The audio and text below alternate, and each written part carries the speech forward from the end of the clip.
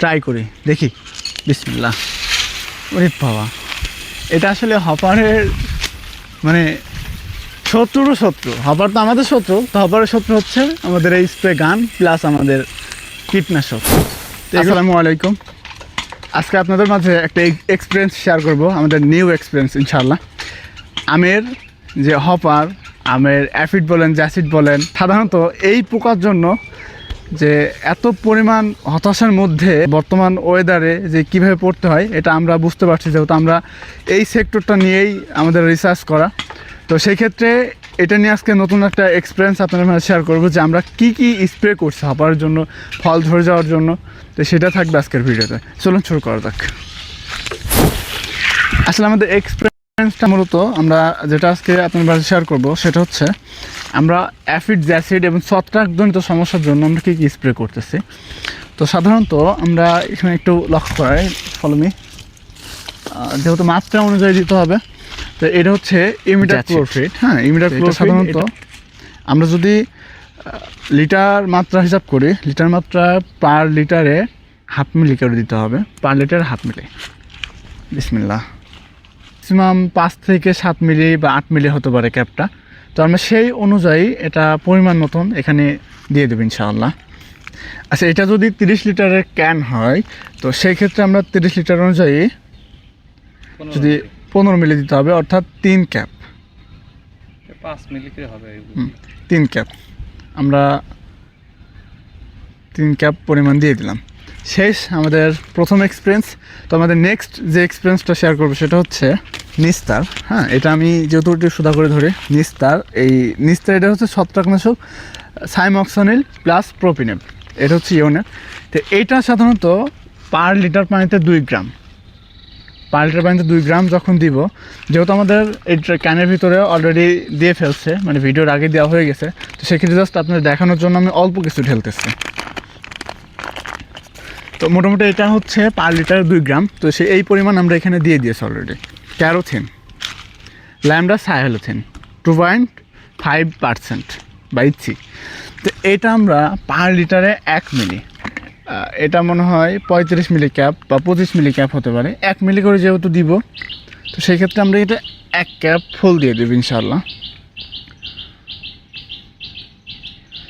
আমরা যদি এটা 1 ক্যাপ পরিমাণ দিতে পারি তাহলে অলরেডি চলে গেল আমাদের 25 মিলি, 25 আর একটা আনুমানিক 5 মিলি, মোটামুটি এটা 1 মিলি করে ডোজ আমাদের ক্লিয়ার ইনশাআল্লাহ। যেহেতু মার্বেল টাইপের হয়ে গেছে, তো এই ক্ষেত্রে আমরা এখন হ্যানামারের সম্ভাবনা থাকে, যেগুলো ছিদ্র করে আর কি, ফল ছিদ্রকারী। তো এই ফল ছিদ্রকারী পোকাতে এখন হিউজ পরিমাণ, মানে প্রত্যেকটা ফলেই প্রায় আঘাত করতে পারে। তো সেই ক্ষেত্রে আমরা এর সাথে আমি লিভা অ্যাড করে দিচ্ছি, অ্যামেকটিন বেনজয়েড 10%। এটা অ্যাড করে দিচ্ছি যেই ফল ছিদ্রকারী যে পোকাটা, এটার জন্য আক্রমণ না করতে পারে। তো যার ফলে আমরা এটা অ্যাড করে দিব। অলরেডি আমরা কেটে এটা দিয়ে দিয়েছি। হ্যাঁ, এটা আমরা দিয়েছি আমরা 30 লিটারে 10 গ্রাম, 30 লিটারে দিয়েছি 10 গ্রাম, যেহেতু 10 ইচ্ছি। তো সাধারণত এটা পাওয়া যায় 5 গ্রাম, মানে 5 ইঞ্চিতে এক কথায় 5 এজিতে পাওয়া যায়।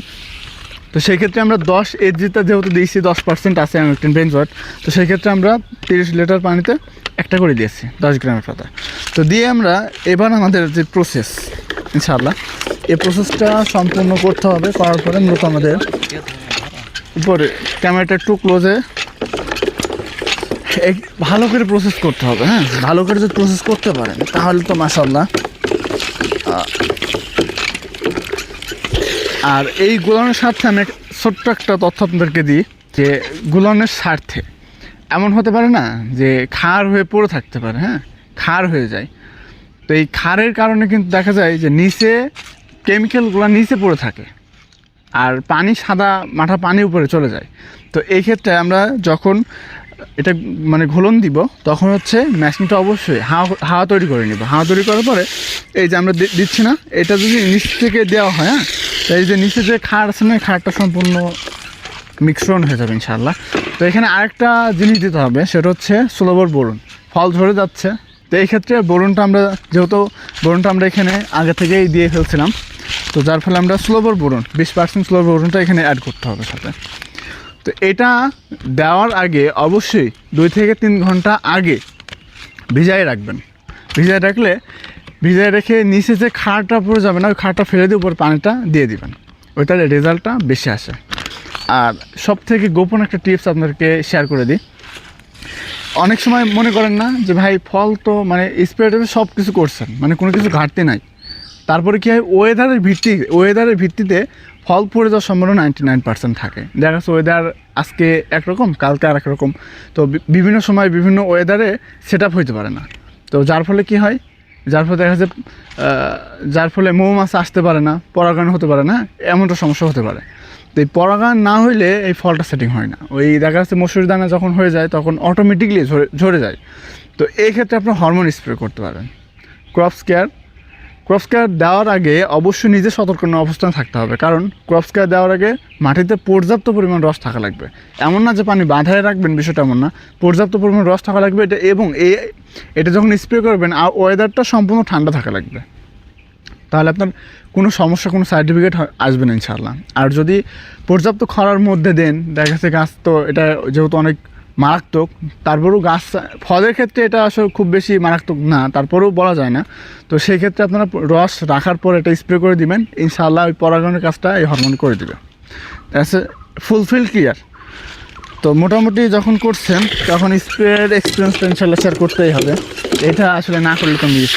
এটা দিয়ে আমরা আমাদের নিউ এক্সপিরিয়েন্স, মানে নেক্সট এক্সপিরিয়েন্স 4th নম্বর, তো এটাই শেয়ার করবো ইনশাআল্লাহ। ট্রাই করি, দেখি, বিসমিল্লাহ।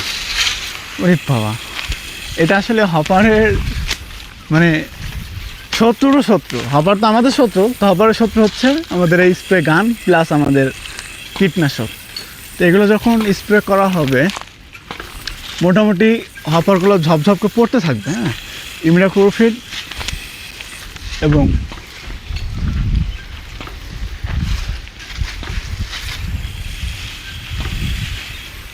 ওকে। তো আসলে আমাদের এক্সপিরিয়েন্স তোমার এটাই ছিল আজকের ভিডিওতে।